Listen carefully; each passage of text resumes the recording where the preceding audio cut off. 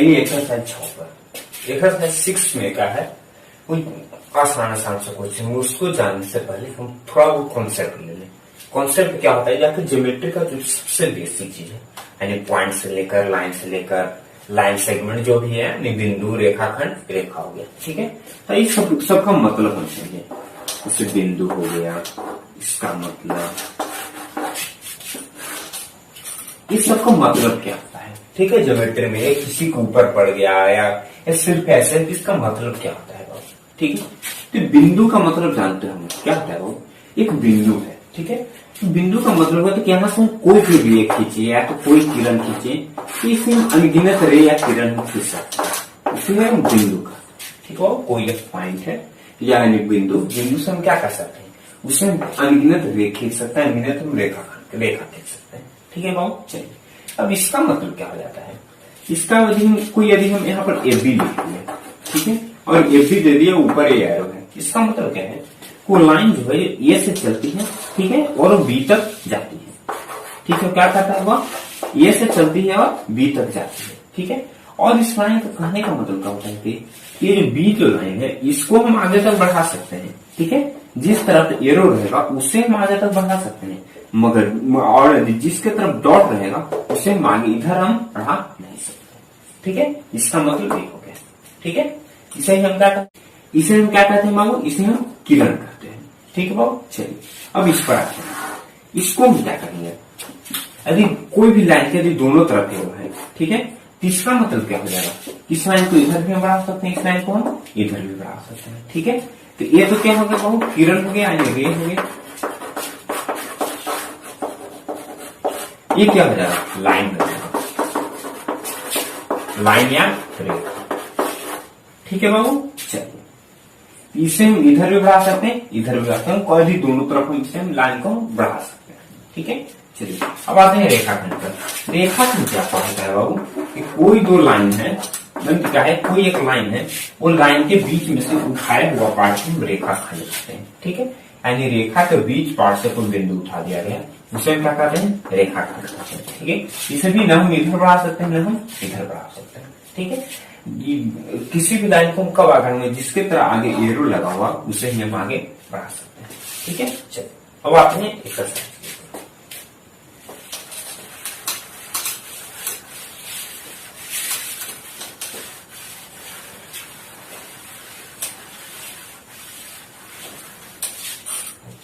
Exercise के ऊपर आने से पहले एक चीज और हम जान लें। जैसे देखिए, यदि कोई लाइन है, क्या है, एक सी से बी ऐसे कर दिया गया है, और एक है क्या का बी से कर दिया है, ठीक है।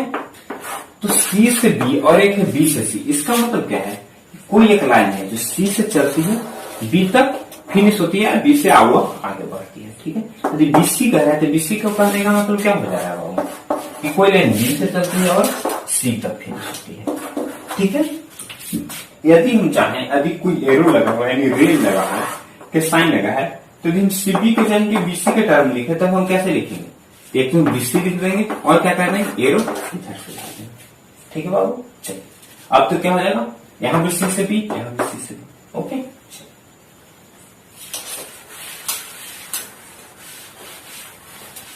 इसमें एक और चीज इंपॉर्टेंट होता है, एंगल का नाम हम कैसे करें, ठीक है बाबू। चलिए, तो एंगल का नाम, यदि हम यहाँ ए हो गया, यहाँ बी हो गया, यहाँ सी हो गया, ठीक है। इस एंगल का नाम क्या होगा, ठीक है। तो एंगल का नाम निकालने के लिए देखिए, जहां पर एंगल का साइन है, ठीक है, वहां पर कौन बिंदु है, यहाँ पर बी है, तो बी बीच में रहेगा, ठीक है। क्या रहेगा, बी बीच में, और आगे इसे रख दें या पीछे इसे रख दें तो भी सही हो जाएगा, ठीक है बाबू। ये यदि हम इसे भी ऐसे भी लिख दें तो भी सही हो जाएगा, ठीक है। वो बीच में ये जो एंगल जिसका हम निकाल रहे हैं, उसे लिखना कंपलसरी यानी जरूरी है, ठीक है। उसके आगे ए लिखें या आगे ए लिखें, इससे कोई फर्क नहीं पड़ता है, ठीक है। चलिए, अब आइए एक्सरसाइज के ऊपर।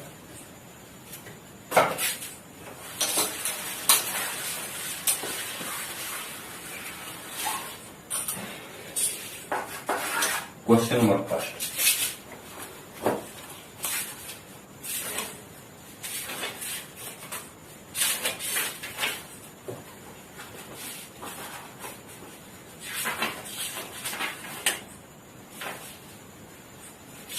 क्या करा है कि किसी सरल रेखा पर कितने बिंदु होते हैं। ठीक है बाबू, तो अभी हमने बताया था। तो कोई एक रेखा है तो उस पर कितने बिंदु है, अनेक बिंदु है। ठीक है, उस पर क्या है, अनेक बिंदु है। अनेक बिंदु को हम क्या लिखते हैं मैथमेटिकल टर्म में, अनंत लिखते हैं। ठीक है, फर्स्ट का बी है, किसी बिंदु से कितने सरल रेखाएं खींची जा सकती है, अनंत खींची जा सकती है। इसको फर्स्ट पॉइंट में बताएं, कोई एक बिंदु है तो उसे हम अनंत रेखा खींच सकते हैं। दो भिन्न भिन्न सरल रेखाएं अधिक से अधिक कितने बिंदु पर प्रतिच्छेदित कर सकते हैं। ठीक है, कोई एक दो सरल रेखा है। ठीक है, तो दो सरल रेखा सिर्फ एक ही पॉइंट पर प्रतिच्छेदित कर सकते हैं। ठीक है बाबू, कोई दो रेखा है तो सिर्फ क्या करना है बाबू, एक पॉइंट पर ही प्रतिच्छेदन कर सकते हैं। ठीक है, डी क्या कह रहा है, दो भिन्न भिन्न बिंदुओं से अधिक कितनी अलग अलग रेखाएं गुजर सकती है। देखिए बाबू, दो भिन्न भिन्न बिंदु है, एक बिंदु यहाँ है, एक बिंदु यहाँ है। ठीक है, तो यहां से अलग अलग कितने रेखाएं गुजर। क्वेश्चन डी क्या कर रहा है कि दो भिन्न भिन्न बिंदुओं से अधिक कितनी अलग अलग रेखाएं गुजर सकती है। थोड़ा सा क्वेश्चन को समझिए, क्या करा बाबू, दो भिन्न भिन्न बिंदु। ठीक है, दो डॉट लाइन में बताएं, यानी दो बिंदु। ठीक है, तीसरे पूछ रहा है कि रेखा कितनी गुजर सकती है। ठीक है, तो आप जानते हैं कि रेखा गुजरने के मतलब तो रेखा के लिए दो पॉइंट चाहिए। ठीक है बाबू, तो यहां से एक रेखा ये गुजर गई। ठीक है, तो क्या करें, गुजर सकती है। इसका मतलब क्या है कि दोनों बिंदु को कंबाइन लेना पड़ेगा। ठीक है, ऐसा बात नहीं कि हम एक बिंदु से इधर लाइन गुजार दें, एक बिंदु से इधर लाइन गुजार दें। क्या कर रहा है कि दो बिंदु रेखा गुजर सकती है। उसका मतलब क्या है कि दो पॉइंट से कितनी रेखा गुजर सकती है, तो दोनों पॉइंट से सिर्फ एक ही रेखा गुजर सकती है। ठीक है, तो डी क्या हो जाएगा बाबू। अब आते हैं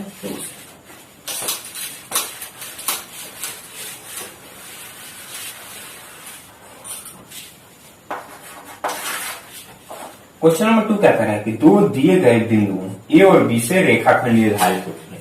ठीक है बाबू, दो बिंदु जो दिए हैं, एक ए है एक बी है, ये दोनों से कितनी रेखाखंड निर्धारित होगी। इस बार भी एक ही रेखाखंड निर्धारित होगी। ठीक है, क्या हो जाएगा, सिर्फ एक रेखाखंड निर्धारित। बी क्या कह रहा है, एबीसी तीन संरेख बिंदु है। ठीक है, एबीसी तीन क्या है, संरेख बिंदु है।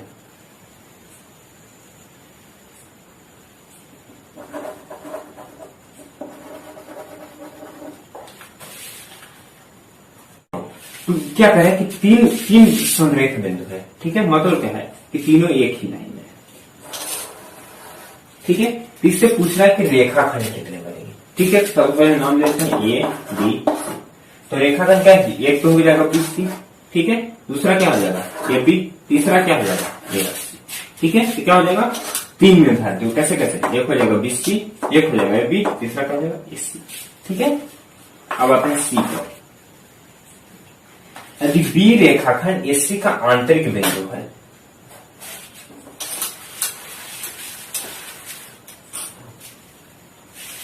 यदि बी जो है तो रेखाखंड एसी का, ठीक है, कोई रेखाखंड है ए और सी। ठीक है, रेखाखंड एसी का आंतरिक बिंदु है, कौन है, बी। आंतरिक बिंदु क्या है, ये दोनों लाइन के अंदर है। यदि बीसी 6 है, बीसी 6 है और एसी 10 है, एसी 10 है, तो पूछ रहा है का ए बी की लंबाई क्या है। ठीक है, वो ए बी बराबर, तो एसी को हम क्या कर सकते हैं, यहाँ पर ध्यान से देखिए, एसी को हम क्या कर सकते हैं, ए बी पर बीसी। ठीक है, बीसी कितना है, 6 है, ए बी कुछ नहीं है तो एक्स मान लेते हैं 10, एक्स बराबर क्या आ जाएगा। ठीक है, और डी पर नंबर डी क्या कर रहा है, यदि ए और बी दो बिंदु इस प्रकार हैं कि डी ए बी बराबर 0, तो डी ए बी कहने का मतलब क्या हो जाता है, डी ए बी कहने का मतलब हो जाता है डिस्टेंस ए और बी।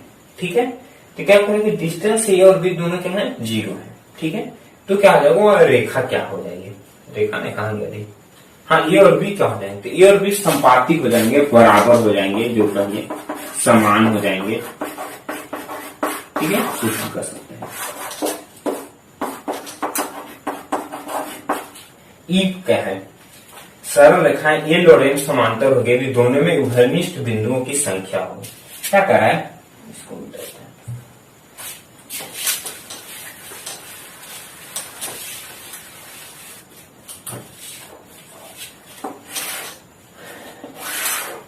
एक एल है और एक एम, ठीक है। क्या कर रहा है कि एल पैरेलल एम है, ठीक है। तो इसमें क्या हो जाएगा, जो उभयनिष्ठ बिंदुओं की संख्या होगी वो क्या हो जाएगी, ठीक है बाबू।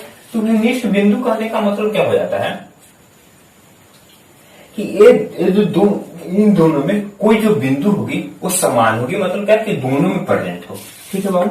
तो ये दो लाइन पैरेलल है, ठीक है।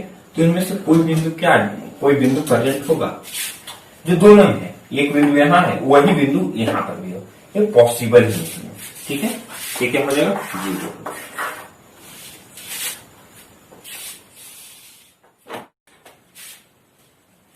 नमस्कार, आइए question number third. Question number third क्या है बाबू, क्वेश्चन नंबर थर्ड क्या है कि ए लेंथ ऑफ एपी बराबर length of AC plus length of, क्या होगा कि जो कथन है सही हो जाए, और क्या कर रहा है, रेखाखंड ए बी पर है, मतलब क्या फिर है क्या। तो मतलब कि यहाँ पर हम क्या लिखें कि पूरा मतलब कि लाइन है सही है, ठीक है। तो क्या करें कि एक रेखा ए बी है,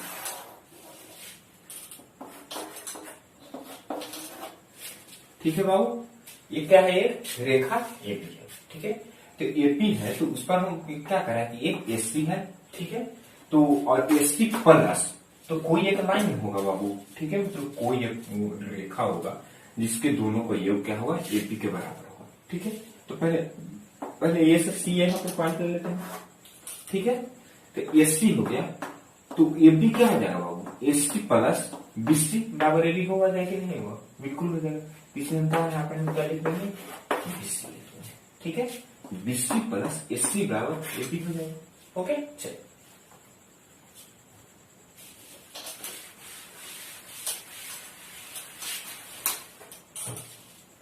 अब आते हैं नेक्स्ट क्वेश्चन। नेक्स्ट क्वेश्चन क्या कर रहा है, एक समकोण में कितना डिग्री होता है बाबू, एक समकोण में 90 डिग्री होता है, ठीक है। 4 का ए हो गया। 4 का बी क्या कर रहा है, बी ए सी के अभ्यंतर में कोई बिंदु एक्स है, ठीक है। एंगल बी ए सी के अंदर में कोई क्या है बाबू, एक्स है, ठीक है। बी ए एक्स बराबर 42 डिग्री है, बी ए एक्स बराबर क्या है, 42 डिग्री।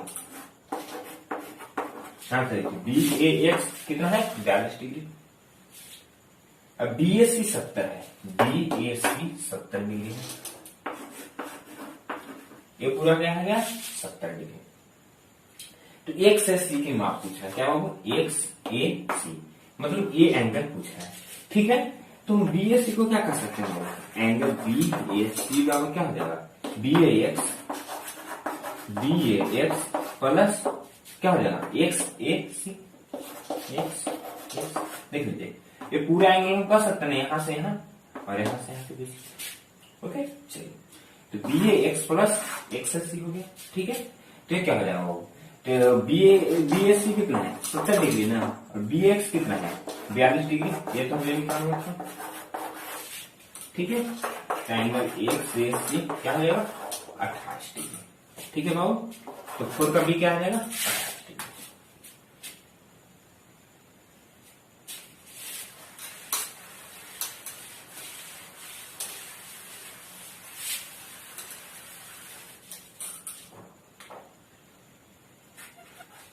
अब आते हैं क्वेश्चन नंबर 5।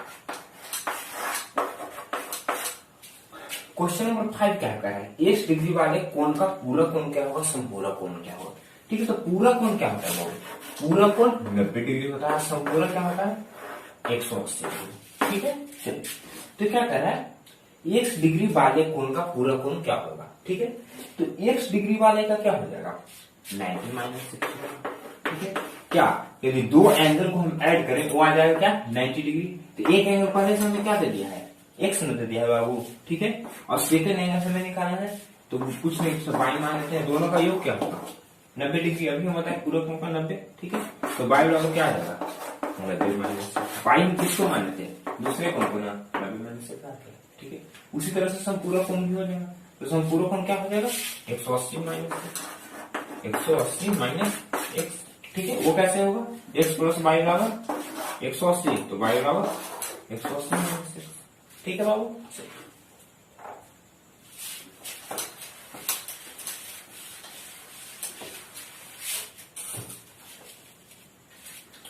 22 डिग्री वाले कोण का पूरा कोण, ठीक है। इसमें भी करना है 90 माइनस, तो 90 माइनस 22 क्या हो जाएगा 60 20 80 68 डिग्री, ठीक है। पूरा कोण हो जाएगा, असंपूरक कोण के लिए पूछ रहा है बाई का, ये क्या हो जाएगा 168 8 60 20 80 नहीं 158 डिग्री हो जाएगा, ठीक है। सी में क्या हो जाएगा बाबू 75 डिग्री का पूरा कोण 15 डिग्री, ठीक है। और इसमें क्या हो जाएगा 105 डिग्री, ठीक है। क्या हो जाएगा 105 डिग्री, 180 माइनस 75 105। अब 50 डिग्री के कोण का संपूरक कोण क्या हो जाएगा डी में 130 डिग्री, संपूरक कोण नंबर है 180 माइनस 130 हो जाएगा, आगे क्या हो जाएगा 40 डिग्री, ठीक है बाबू। चलिए सॉरी सी ए था, डी हो गया, चलिए डी हो गया। अब आते हैं ई पर, चलिए बाबू 5 का ई क्या कह रहा है, वह कोण जो अपने संपूरक कोण के बराबर है, ठीक है। तो हम मान लेते हैं कि वह कोण क्या है, मानना कि वह कोण एक्स, मानना कि वह कोण क्या है बाबू एक्स है, ठीक है। तो क्या कह रहा है कि वह किसके बराबर है, अपने संपूरक कोण के बराबर है, ठीक है। तो संपूरक कोण के बराबर है, इसका मतलब क्या है, उसका जो भी संपूरक कोण होगा वो क्या हो जाएगा, तो हम सबसे पहले निकाल लेते हैं एक्स का संपूरक कोण क्या हो जाएगा बाबू, एक्स का संपूरक कोण क्या हो जाएगा 180 माइनस एक्स, ठीक है। तो क्वेश्चन क्या कर रहा है कि जो कोई एक कोण है वो अपने संपूरक कोण के भी बराबर है, इसका मतलब क्या हो जाएगा एक्स बराबर 180 माइनस एक्स, ठीक है। एक्स इधर आ जाएगा तो क्या हो जाएगा 2x बराबर 180, एक्स बराबर 90, ओके बाबू। चलिए ई का क्या है 90 डिग्री।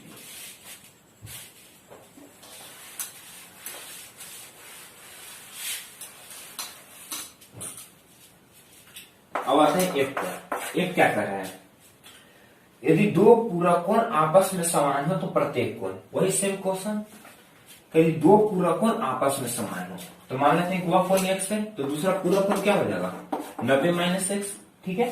तो दोनों बराबर मिलती है, एक्स बराबर क्या हो जाएगा 90 माइनस एक्स, 2x बराबर 90, एक्स बराबर 45, ठीक है बाबू। एफ हो गया। अब आते हैं जी पर,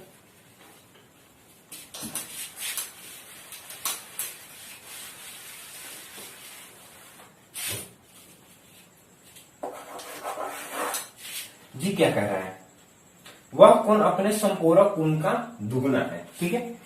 तो ये एक्स हो गया और दूसरा क्या हो जाएगा, दूसरा संपूरक कोण क्या हो जाएगा 180 माइनस एक्स। मगर यहां पर क्या कर रहा है, वह जो कोण है, ठीक है, वह जो कोण है वो क्या है बाबू अपने संपूरक कोण के क्या है दोगुना है, ठीक है। इसका क्या है ये दोगुना है, ठीक है। इसका ये क्या है दोगुना 2x का, ठीक है। तो 3x बराबर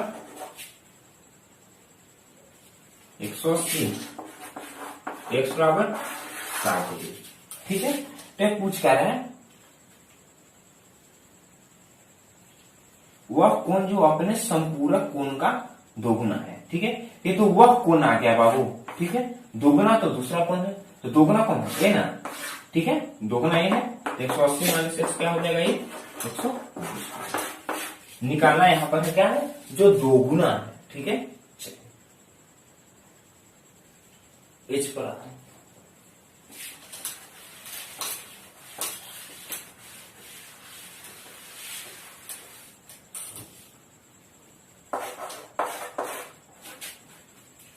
यदि दो कोणों का योग एक समकोण है अर्थात 90 डिग्री है तो उन्हें क्या कहते हैं?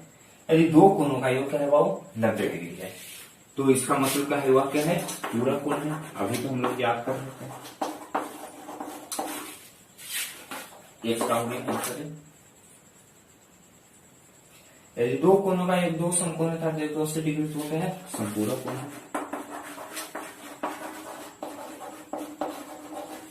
ये क्या हो गया? ये क्या था?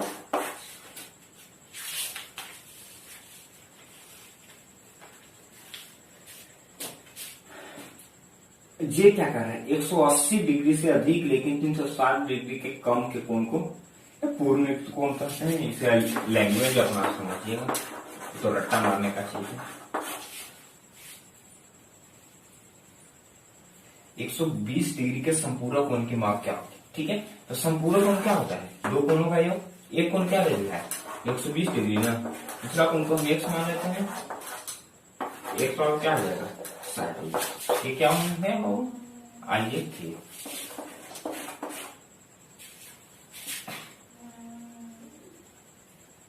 एक के हो गया। चलिए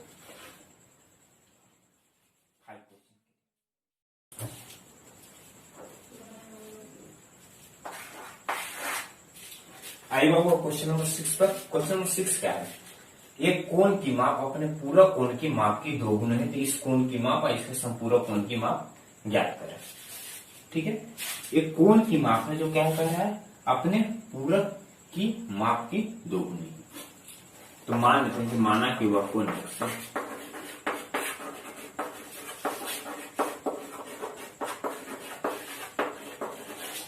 ये जो x है वो क्या है बाबू अपने पूरक कोण का दो गुना है।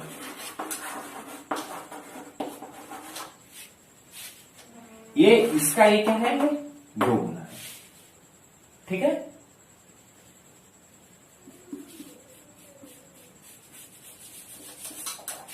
तो क्वेश्चन समझे। एक कोण की माप अपने पूरक कोण की माप की दो गुने है।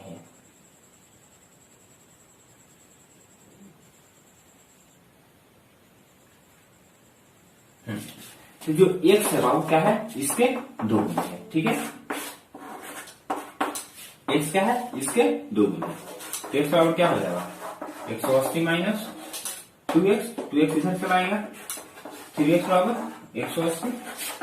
x का वैल्यू क्या आ गया 60 डिग्री। ठीक है, x क्या आ गया बाबू 60 डिग्री। यहां पर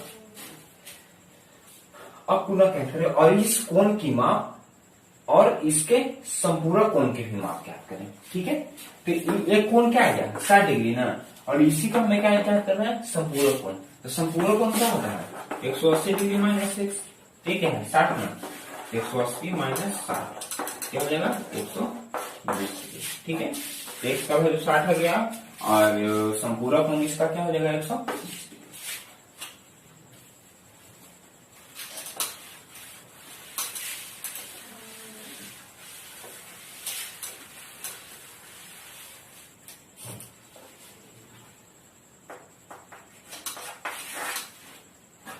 क्वेश्चन नंबर 7, उस कोण की माप निकालें जो अपने पूरा कोण का 4 गुना है।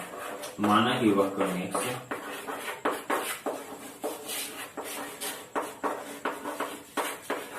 माना कि वह कोण x है। x क्या है बाबू अपने पूरा कोण के माप के क्या है 4 गुना है। सबसे पहले इसका पूरा कोण क्या हो जाएगा 90 माइनस x, और क्वेश्चन क्या कर रहा है इसका 4 गुना। x बराबर क्या हो जाएगा 360 माइनस 4x इधर चला जाएगा, 5x बराबर 360, x बराबर क्या हो जाएगा 72 डिग्री।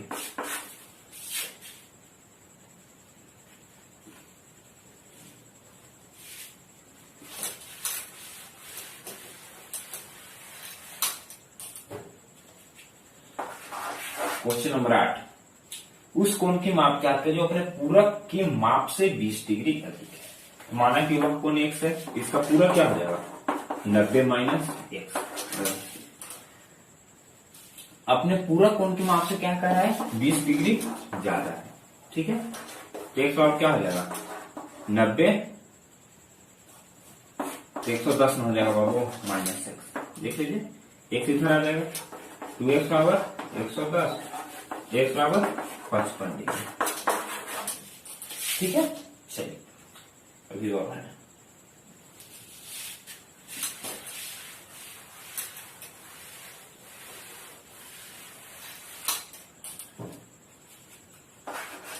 क्वेश्चन नंबर 9, उस कोण की माप क्या है जिसका समपूरा कोण उसके पूरा कोण का 6 गुना है। मान लिया कि वह कोण x है, ठीक है। तो इस कोण का पूरा कोण क्या हो जाएगा 90 माइनस x, और संपूरा कोण क्या हो जाएगा 180 माइनस x।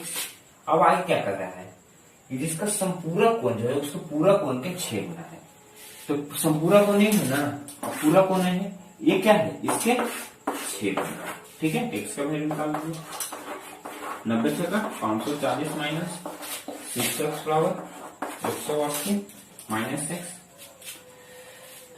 इधर ले आते हैं इसको, 540 माइनस 180 बराबर माइनस x प्लस 6x, क्या हो जाएगा 360, 6x में है तो 5x, x बराबर 72। चलिए अब लास्ट क्वेश्चन आता है, क्वेश्चन नंबर 10।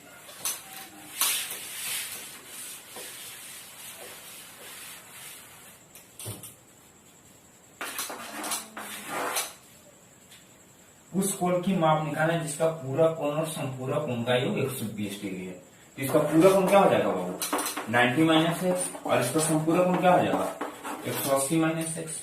ठीक है, पूरा कोण और संपूरा कोण का योग 120 डिग्री है। ठीक है, ये दोनों का योग क्या है 120 डिग्री। ठीक है बाबू, तो 180 और 90 क्या हो जाएगा 270 माइनस एक्स माइनस 2 120। ठीक है, इसको इधर ले आते हैं तो क्या हो जाएगा 270 माइनस 120, 2x उधर चल जाएगा प्लस में हो जाएगा, क्या हो जाएगा 150 बराबर 2x, x बराबर।